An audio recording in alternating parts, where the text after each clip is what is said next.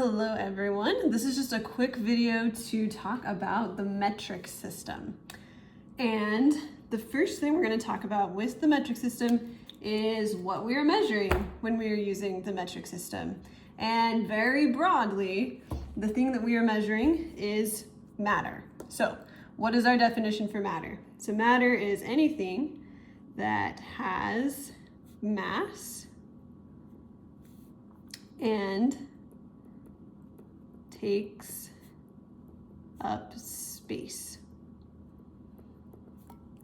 Okay, so lots of different things we can measure. We're going to be talking about a lot of different measurements in units this year. So this is a really important section to understand, and there are going to be a few things that you're going to want to memorize from this section as well. So let's now really briefly talk about why the metric system is really great. So in the US, we use the metric system for some things, but for a lot of things we use what is actually called the imperial system.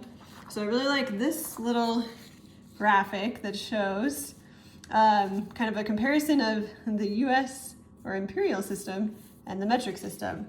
And this is showing how to convert between different units. So for example, the number of inches in a foot is 12. The number of feet in a yard is 3.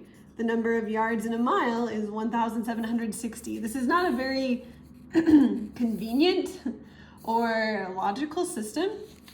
Meanwhile, the metric system is very consistent. There's 1,000 millimeters in a meter. There's 1,000 meters in a kilometer. There's 1,000 grams in a kilogram, based on tens. And this makes it really easy to convert between different units in the metric system. So one of the advantages of the metric system is that it is based on 10,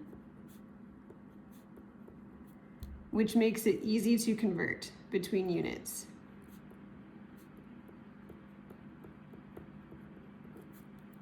And the other advantage that we talk about with the metric system is that it's universal, meaning countries all over the world use it, especially in the areas of science and engineering.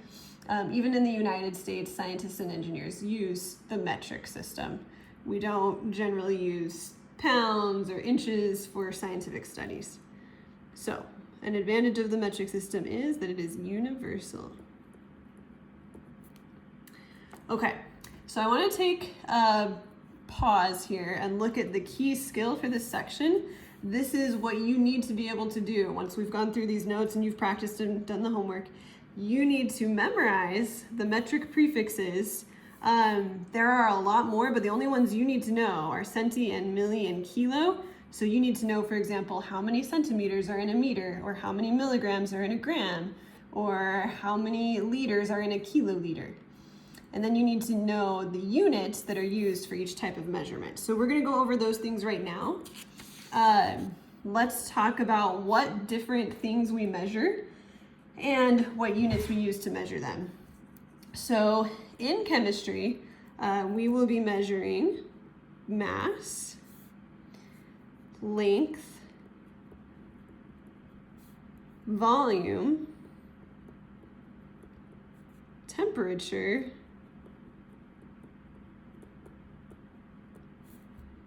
time, and density. Obviously, these are not the only things you could measure, but in chemistry, these are going to be a lot of them. There will be some more that we will learn along the way, but for now, we'll stick with these. So we're now going to go through what the metric unit is for these measurements. Sometimes instead of metric, you will see the term SI. SI stands for a French term that basically means International System of Units. It's generally very similar to the metric system. There's a few differences, but for our purposes, we're going to kind of use them interchangeably, metric and SI units. So you probably know a lot of these. The metric unit for mass is technically actually the kilogram. Obviously, we're going to use grams a lot in chemistry because we will be measuring smaller things, but the base unit is the kilogram. So we'll write the symbol, which is kg, and then we'll write out the word. So for mass, we have kilogram. For length, we have the meter. For volume, we have the liter. Now temperature, people always think is Celsius in the metric system, but it is actually something called Kelvin, which is represented with a capital K. And we'll talk more about kelvins later in the year.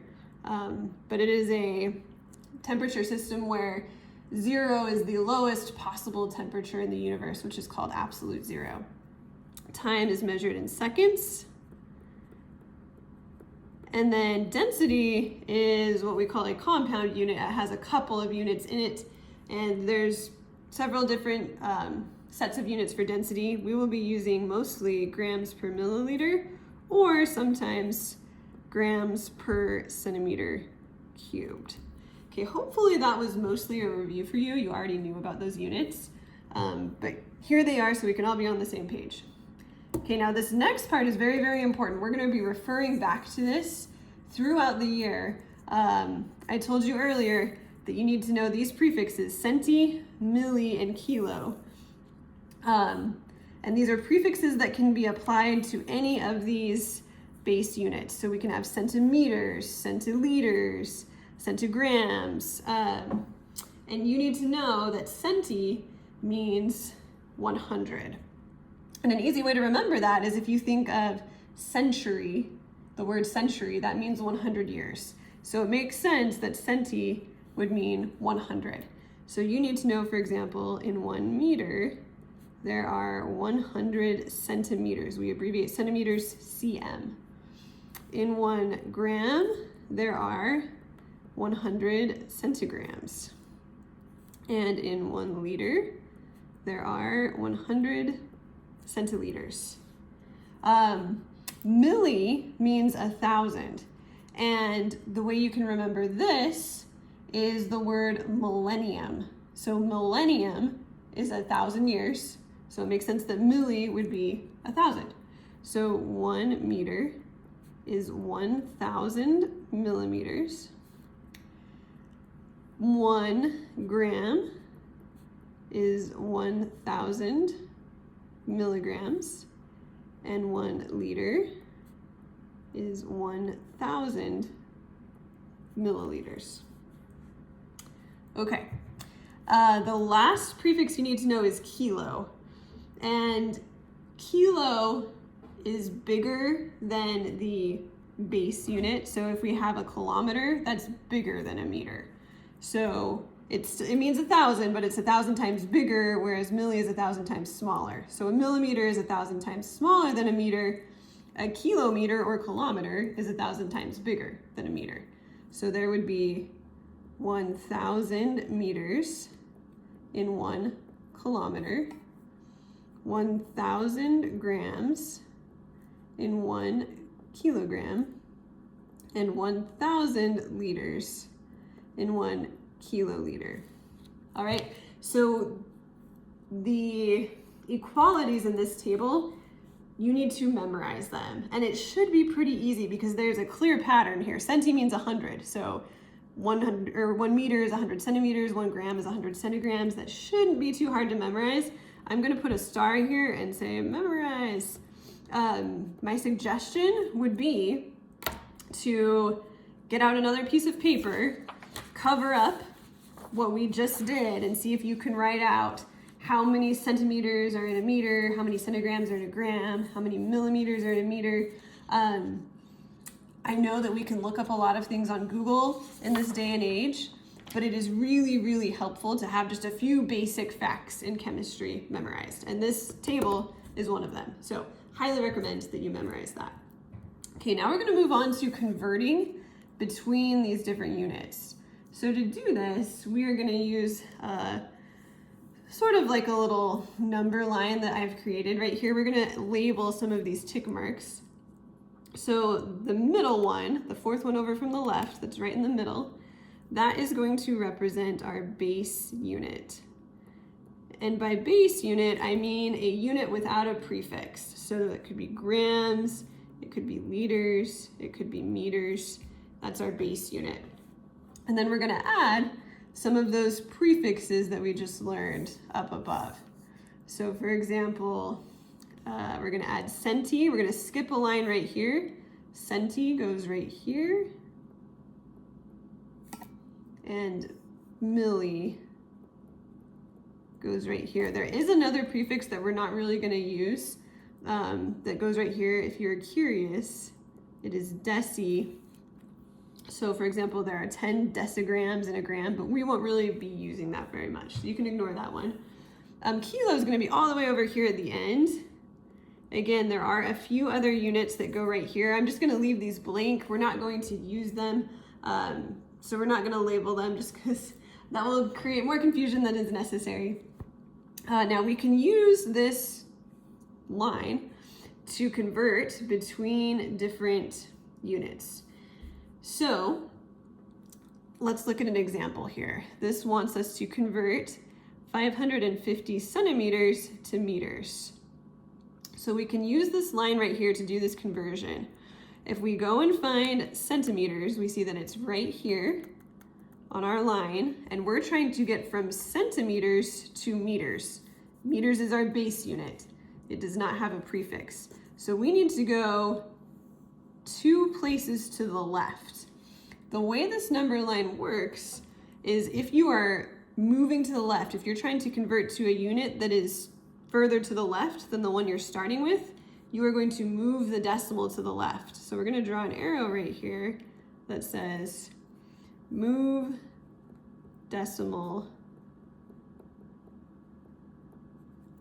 to the left.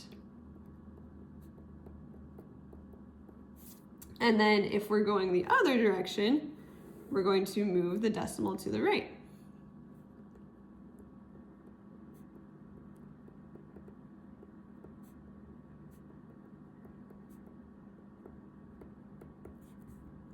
So let's rewrite our number right here, 550 centimeters.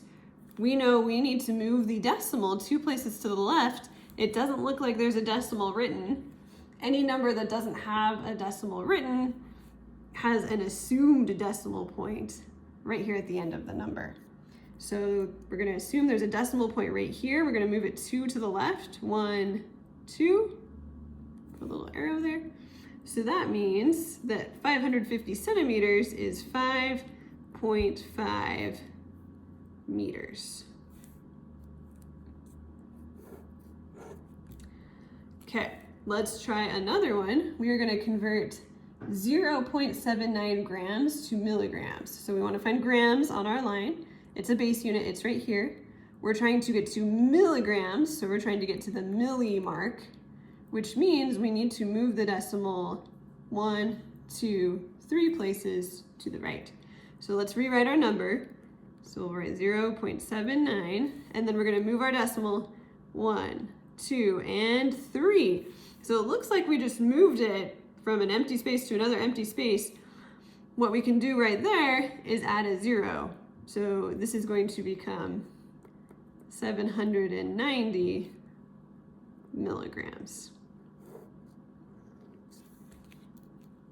All right, so to practice for this section, practice writing out these conversion factors, make sure they are well memorized, and then practice converting between units. And that is our very, very brief overview of the metric system.